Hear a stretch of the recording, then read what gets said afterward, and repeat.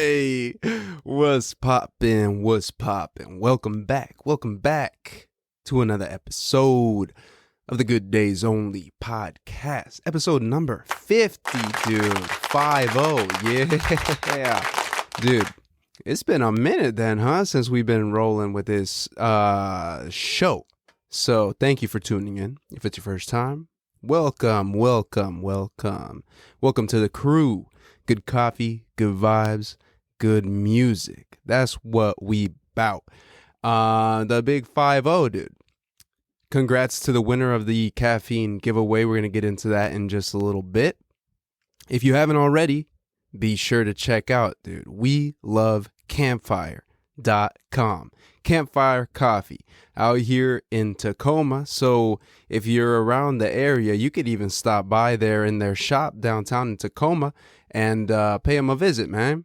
Pay them a visit. They got some good stuff, all roasted over a fire, dude, just like it's been done for thousands of years, since way back in the days, you know. Show them some love. You can check out their online store. Again, welovecampfire.com. Get you 15% off your entire order. Beans and all. Use the code GDOPOD15 at checkout for 15% off your entire order. That's GDOPOD15 at checkout. And that's at welovecampfire.com. And get your caffeine needs. Yo, let's get into this episode. Number 50. We got a good ass coffee right here. We had some stuff going on. I mean, it's been a couple weeks since the last time we uploaded. Got a little mic stand here, so if there's some clicking and stuff that you hear, that's probably what it is. I'm just like testing this out. So I'm a bit caffeinated, dude. Let's get into it. Let's get into the caffeine breakdown.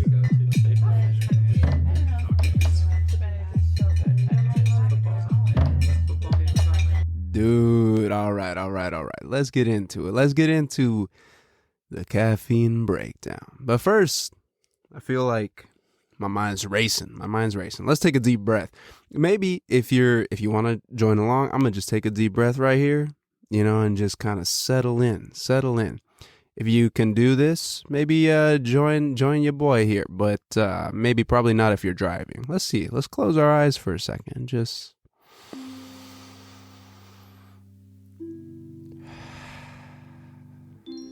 you know, sometimes all we need to do is take a deep breath. What we stressing about? These days? Man, this is life. We're living it, huh? We just gotta smell the roses every once in a while, as they say. But for now, let's get into this caffeine breakdown. Check it out.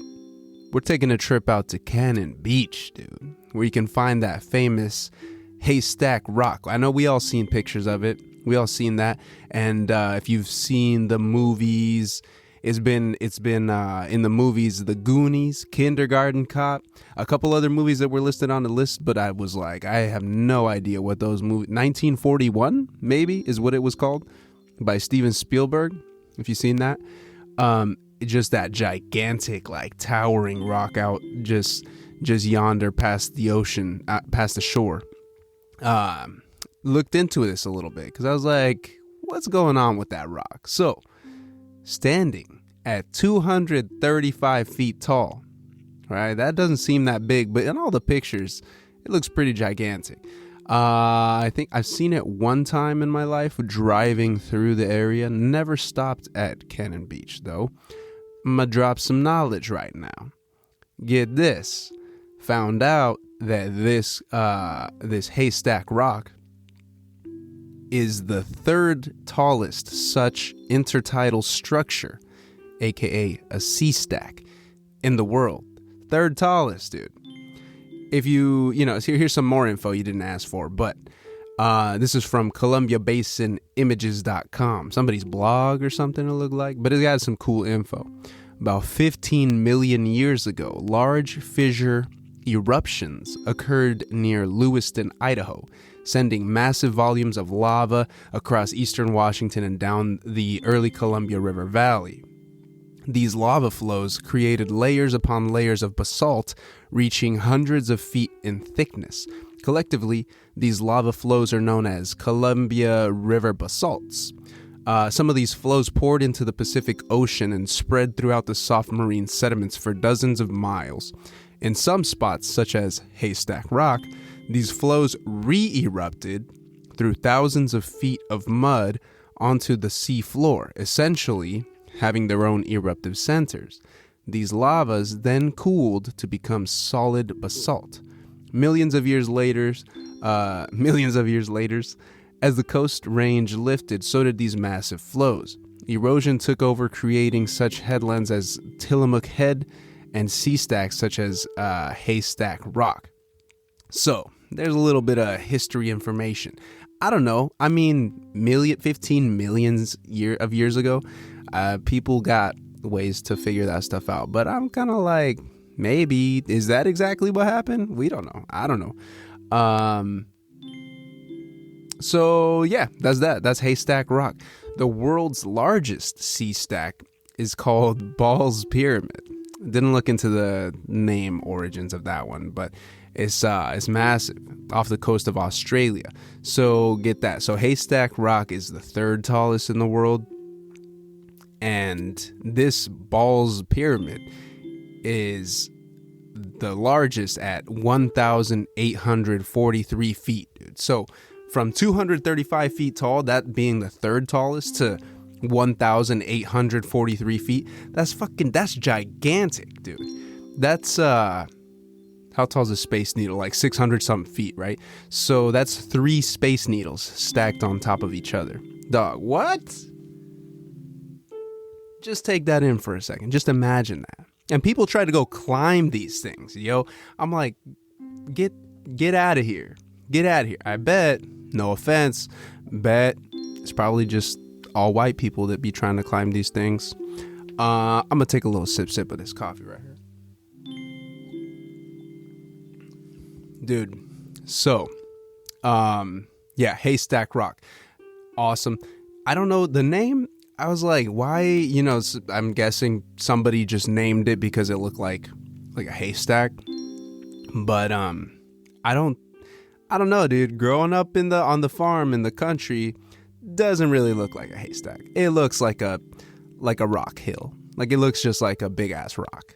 Just call it Rock Hill, Haystack, you're stretching it. Let's get back to the coffee. This coffee, who we talking about?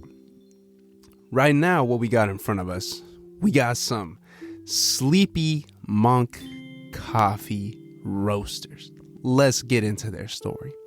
They start by saying, "It's different here." Love it. Already. Sold.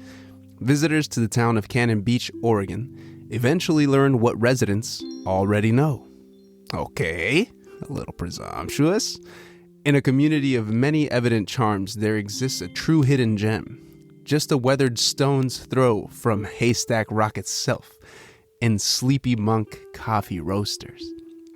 Never heard that. Weathered stone's throw. In the summer, you'll know it by the outline, let's restart. In the summer, you'll know it by the line out the door, the people and dogs lounging outside, and the festive chatter. Come winter, you'll know it by the steady stream of regulars, the steam of the espresso machine as a winter storm slashes against the windows, and of course, the festive chatter. I like that visual. I like that visualization. I can just imagine like a stormy day on the coast right there too.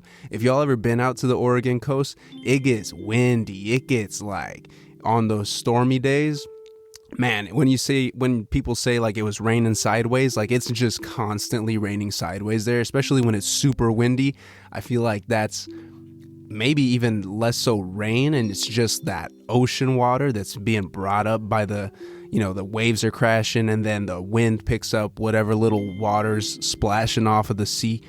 It's pretty, it's like one of those movies. It's like, what's that movie with the guy, The Perfect Storm, dude, with George Clooney. You guys ever seen that movie? If you haven't, check it out. It's wild. But back to Sleepy Monk. Through all seasons, you'll know it by what defines Sleepy Monk at its core. A brilliant, rich, complex, almost mystical cup of coffee. I agree with that. As warm and welcoming as the people who serve it. Whether enjoyed with a fresh baked scone, with a shot of Sleepy Monk's signature whipped cream, with new friends or old, we invite you sip and stay a while. When it's time to leave, we invite you to take some home. Thank you, Sleepy Monk. I like it. It sounds like a very, their online presence as well. This, like their website here, seems very cozy and mysterious. A little spooky, maybe, if you check them out online. It's a little bit spooky. They got kind of like those, those, what are those little statues? Statues of, not Buddhas, but like monks. Yeah. Like a old kind of what you might see in a horror film. Like what's that? The Conjuring, or the one with what's the spooky movie where The Exorcist. That's kind of what this reminds me of a little bit. Not to put people off of it, but it's a little spooky online. Let's see. They also say incredible, indescribable, caffeinated love, shipped direct to your own morning ritual. Love that. That's a cool little saying. What do we have in front of us? We got their most popular house blend here, the Monastery Blend. For those of you who love a great, smooth, dark, full-bodied, and sturdy cup of joe, this is for you. This blend is well-balanced and ready to perk you up at a moment's notice. This dark roast blend, each single origin coffee included in the roast is roasted separately and blended at the end for perfection. They try to be sneaky a little bit on here online. They don't say what two origins these beans come from, the origins of the beans, but I'm gonna take a wild guess.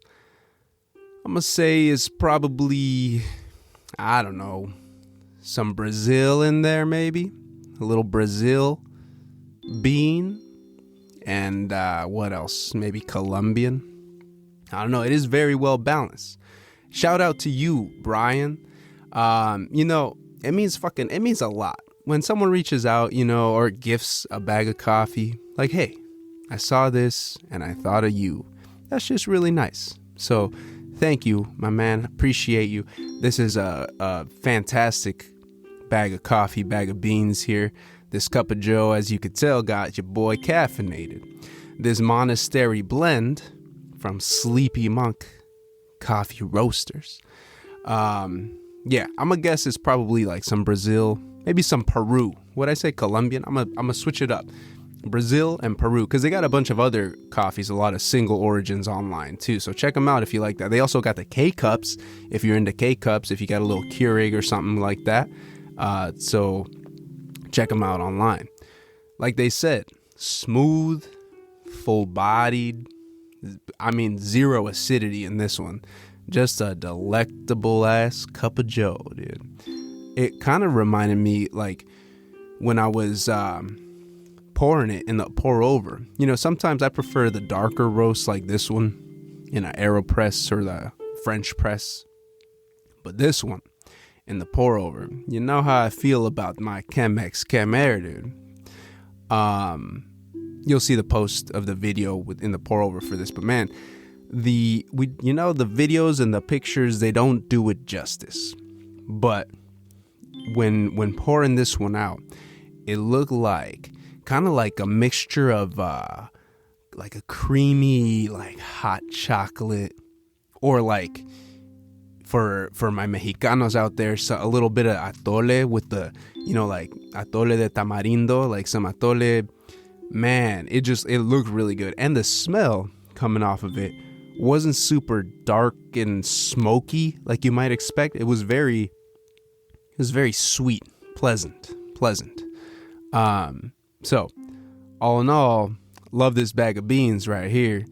And the appearance and packaging, dude, I haven't been excited about a bag like this in a while. This There's a little, probably since like Tony's when I first saw the little elephant with the coffee tree, but this is kind of it's a little, again, it's a little spooky. There's a little like goat up on top with the horns, and then maybe its tongue is sticking out, and the tongue kind of twirls around down. Is that a tongue or is that the goatee?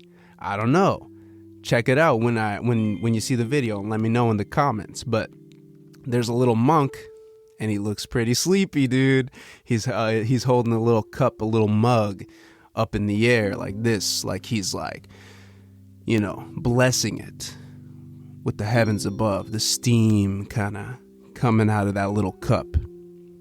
And then you got the location, Cannon Beach.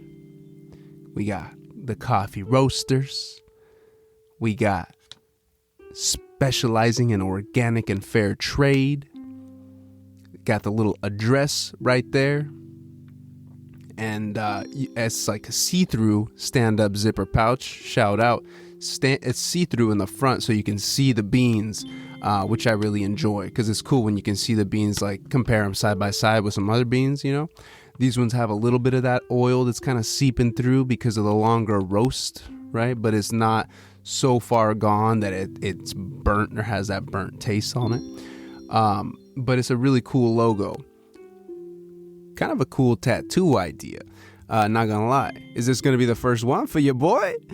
Probably not. But it's got I like this logo. It's just like, that kind of reminds me of me in the morning, you know? Just a sleepy guy.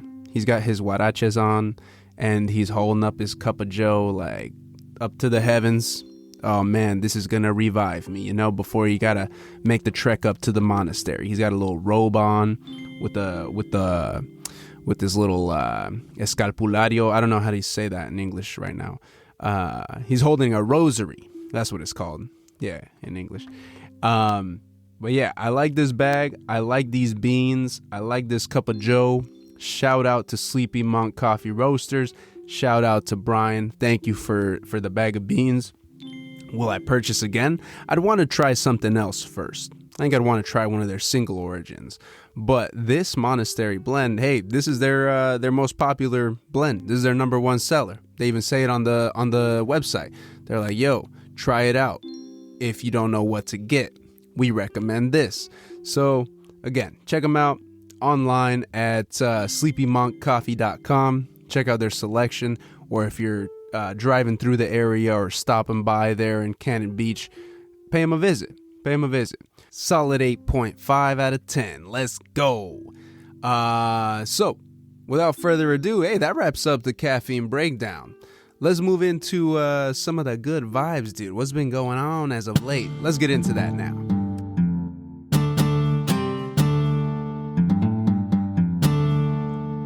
Yo, first and foremost, shout out to you, winner of the caffeine giveaway. This was number 10, I think. Yeah, number 10. Every 5 episodes, winner at Grape Grins on IG. Shout out to you, Trista. Thank you for showing love and for the support. You got a nice bag of beans coming your way. That's that Tony's Coffee, the Café Carmelita, the medium roast, the timeless blend, roasted to bring out notes of cocoa and caramel. So again, shout out to you. Congrats on winning that. I never heard back from Doma about, they also won. That was kind of wacky. I mean, y'all saw on the wheel of names, we posted it. You know, you got to post it. Pics or it didn't happen, or video, I guess, or it didn't happen. For the haters that say it's rigged, it was not rigged, but didn't hear back from Doma about their coffee. Maybe it's a conflict of interest. I get it. But that's okay. We got one of our winners that got the coffee. So expect that in the next couple days, showing up to your door. What else is popping up? We got, let me take a little sip real quick. Dude, it's been a minute. So what happened since the last time that we were on here? We went to a concert, dude. Rauw Alejandro. What do you guys know about Rauw Alejandro? I know I've been talking a lot about that reggaeton as of late. It's the summer months are coming up, dude. It's getting nice out. There was a huge heat wave here in the Pacific Northwest up in Seattle. It was like damn near almost 90 degrees one of the days, which is pretty nuts for this early in the season.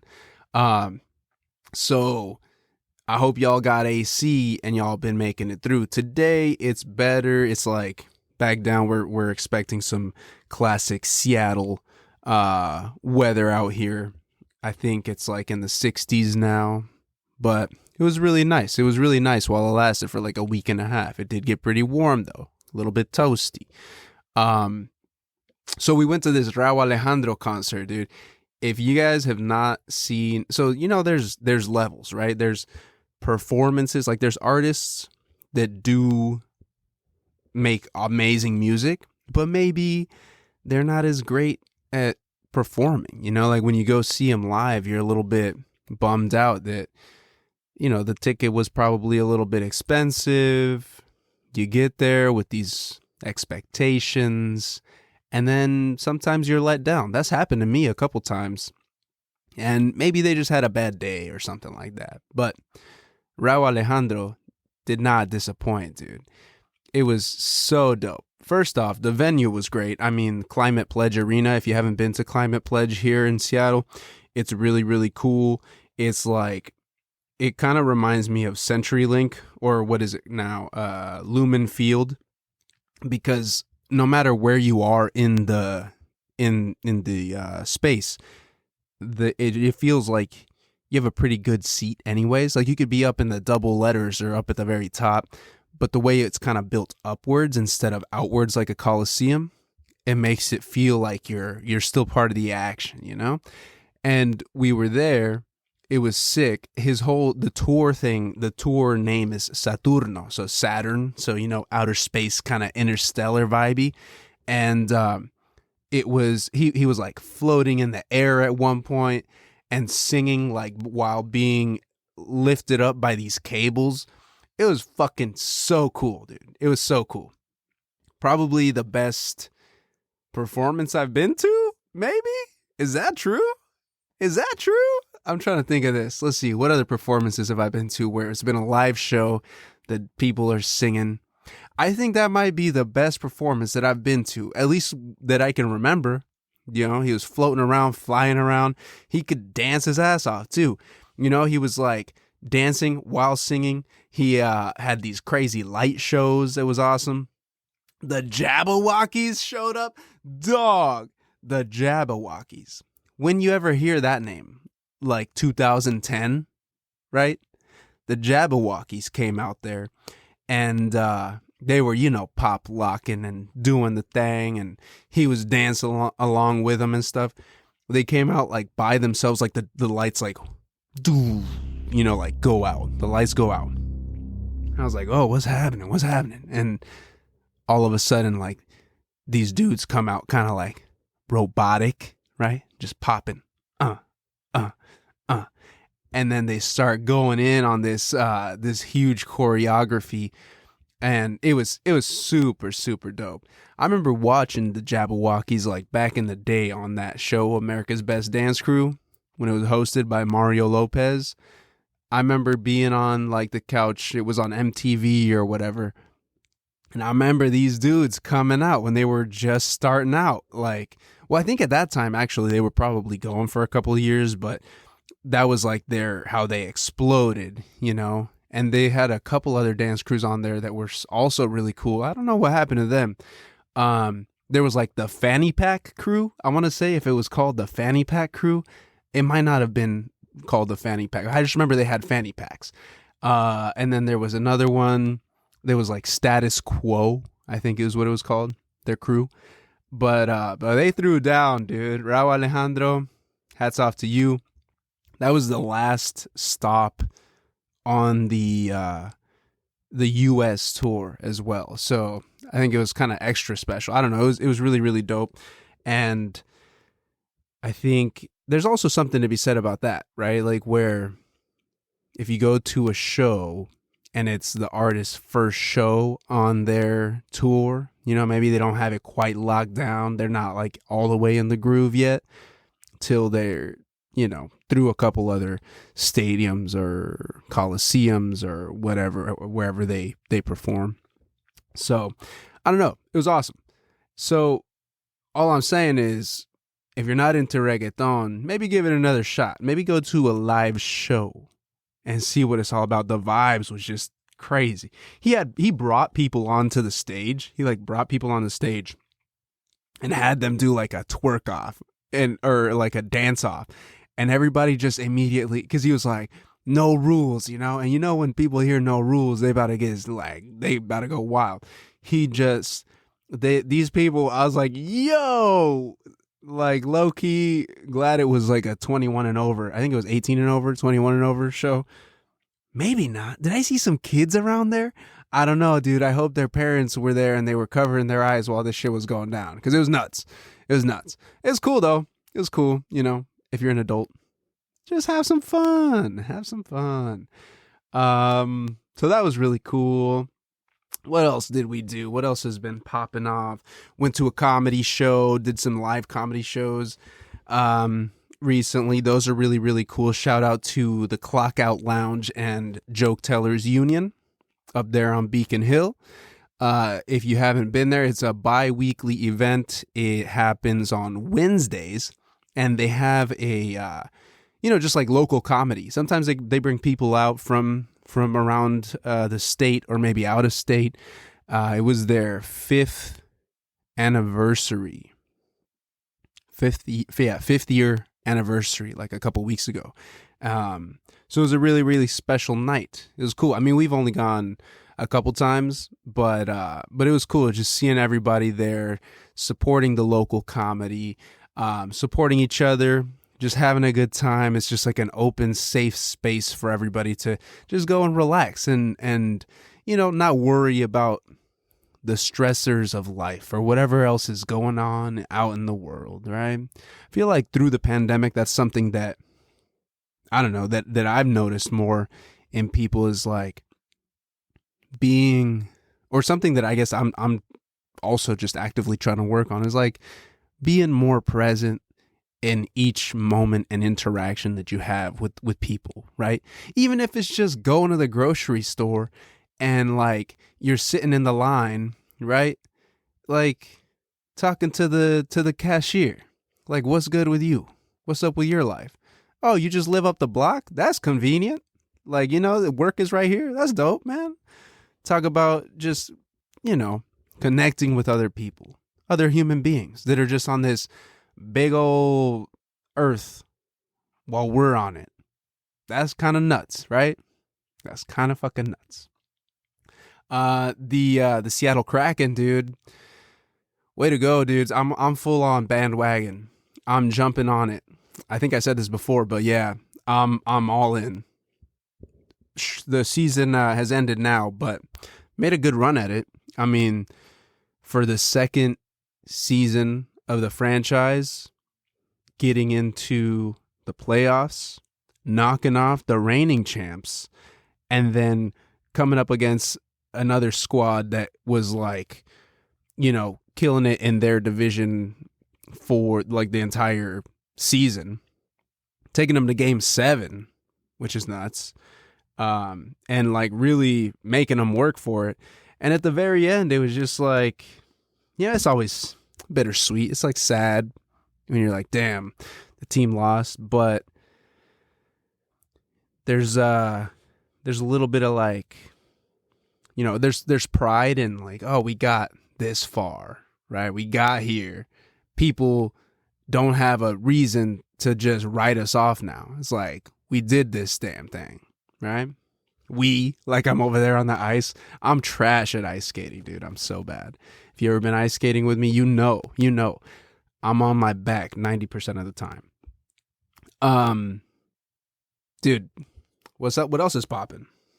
The Pike Place Market. We just went to this dinner the other day. Pike Place Market Foundation put it on. And it was pretty eye-opening. for me. You know, like living in Seattle for the last, 5 years, just about. Living in Seattle, and, I'd go to the market and I'd go buy the flowers and go get some pizza, or, go just walk around, enjoy the scenery, enjoy the buzz in the air from all of the people that are visiting, visiting family, or there's just tourists or whatever it might be, or people that just, are Seattleites from around the area. And this dinner was really cool because got to see just how tight knit of a community this is, and the stakeholders of the Pike Place Market, and wanting to see it continue to thrive and stay and remain a staple of the Seattle area. Because something that I found out was that, like, I forget exactly what the time frame was, but back in the days, maybe not that long ago, somebody was telling me there that they were trying to tear the Pike Place Market down, because they were trying to build, these high-rise condos, or some huge contractor was trying to come through and make this like a livable space, like, or make new apartment complexes or something like that. And so this group like banded together and was like, no, that's not going to happen. We're going to keep our shit right here. I'm probably messing that story up a little bit, but that's kind of the gist that I got. And it was just cool to see the people that continue to support each other and support the market and support the businesses down there that, just want to see each other succeed. I found out that like all the flowers that you see, if you've been to the Pike Place Market, you know that there's just like a huge selection of flowers, right? All these beautiful tulips and roses and different types of floral arrangements. And the farmers, dude, the farmers are the backbone of everything, man. That's what everybody's been saying since day one. Man. Get up, grind, travel to sell your product. It's just hard fucking work, day in, day out. If you see a farmer, if you know a farmer, if you know people that know farmers, give them just a sincere thank you, dude, and support them if you can. Like, go buy the stuff directly from the farmers if you got to connect somehow. Or so what I found out is, the Pike Place Market, through the pandemic, some people had to close up, right? Because they weren't able to sell there or what have you. And so they went and found other places to sell. And so not as many people come through the Pike Market and support these farmers, which sucks because they're, like I said, grinding day in, day out to bring the best product forward that they can. Like, some of these flowers are going like a couple hours away, like an hour, 2 hours to commute, drive down, set up the shop at 5 a.m. or whatever before everybody starts coming through for the day. And then they pack everything up at the end of the day. That's something also that I didn't realize until recently, was that they pack everything up at the end of the day, take it home or wherever they store it. And then they got to come back the next day and set it all up again. Yo, what? I always thought it was locked down or something at night, which I guess in retrospect doesn't really make sense because it's just a lot of people. But yeah, just see the effort that people go through to make a living, by having their products out there on display is just amazing. It's amazing. So I guess what I'm trying to say is, if you're around the Seattle area, don't go to the Bartels to buy the flowers. Go to the Pike Place Market, dude. Yeah, I get it. It's busy. There's people walking around, so maybe you can't drive all the way in and just park and grab the stuff and leave. But I don't know. It goes back to that deep breath that we just took a little bit ago. Being present in your surroundings and enjoying the beauty that is whatever your situation is, wherever you are. All these moments that compile up and make what we call a lifetime, right? Got a little bit on a tangent right there, but that's that, dude. that's that. Let's get into some music, dude. Thanks for rolling with me through that little tangent. But let's get into the GDO playlist.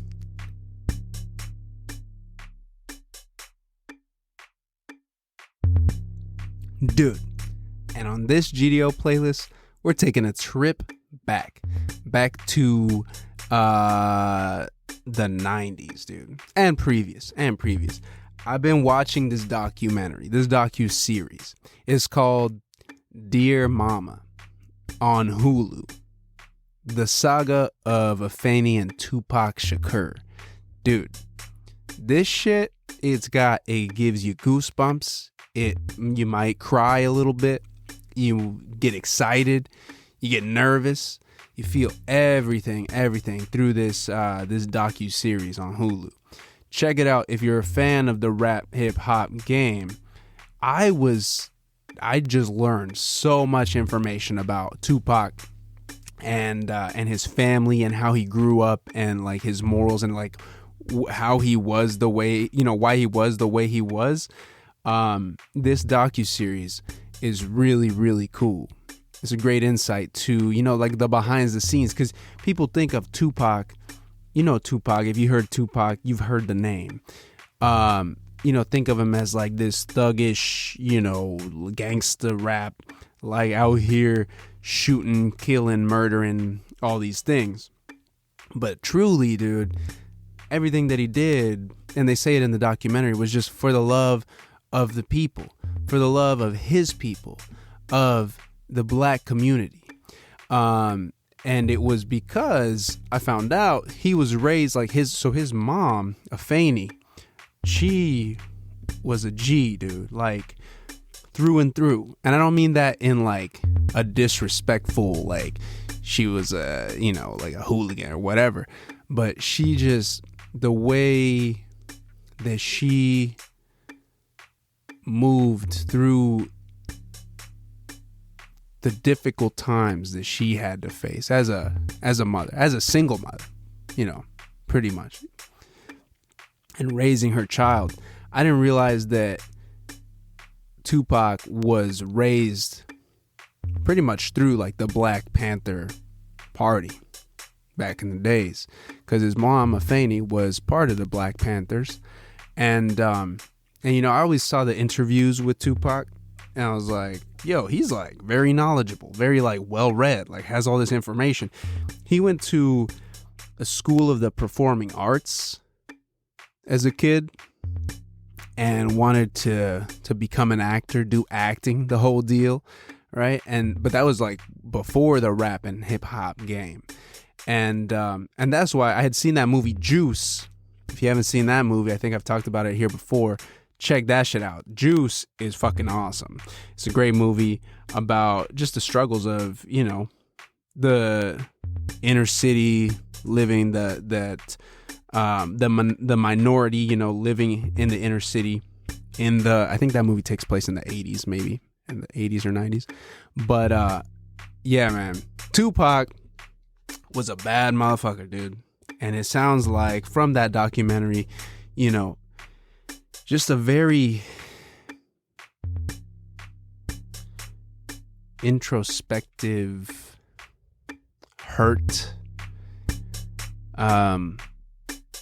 individual that was just trying to do everything that he could do to make the world see that, we're all human.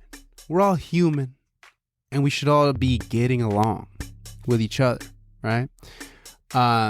So anyways, I'm gonna just keep this brief, because I think his music says more than I can say, right? If you really just sit down and listen to the lyrics in his tracks, like Dear Mama, Thug's Mansion. Dude, I remember listening to Thug's Mansion as a kid. Like, I was definitely probably too young to be listening to this type of music, but whatever. When you got big siblings, you got big bro. I always wanted to mimic the things that my big bro was doing.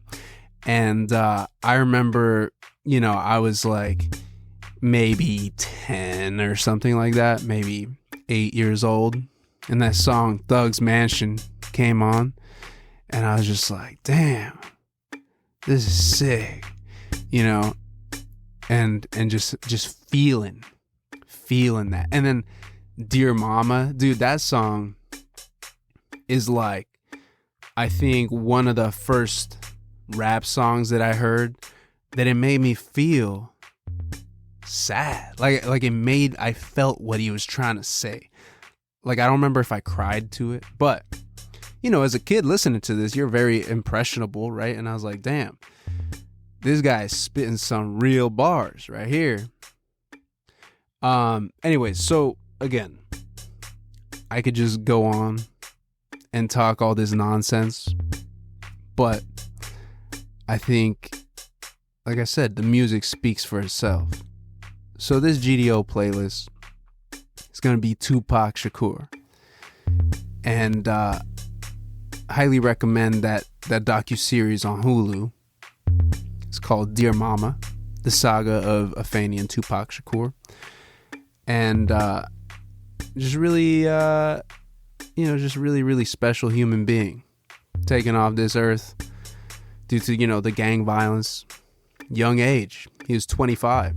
And in those 25 years of life, you know, between the ages of like 17 and 25 or 18 and 25, when his rap career really started taking off, you know, and through the prison sentences and through, I think he was in like a maximum security prison for like 18 months or something like that. You know, the impact that he had on the world and the impact that his music still has on people today. It's about the people. It's for the people. It's real talk. Real talk. So yeah, listen to some of those tracks. Follow the link in the description of the pod, and you know, just enjoy a different perspective. Enjoy a different perspective. So, anyways, that's it, dude. Episode 50. Thank you, everybody, for tuning in. We'll see you on the next one. It's getting hot out here, so remember to apply sunscreen and reapply. I got this Kui oil that's over here, actually. It's pretty dope. It's Kui or Kui, something like that. It's from the islands, dude. Not the island boys. The islands, the Hawaiian islands. This is the stuff that the islanders use to protect their skin, their scalp, their hair, their everything against the damaging rays of the sun. And it gives you a nice little base layer too. Pretty dope. But yeah, thank you for tuning in. Until next time. Mwah.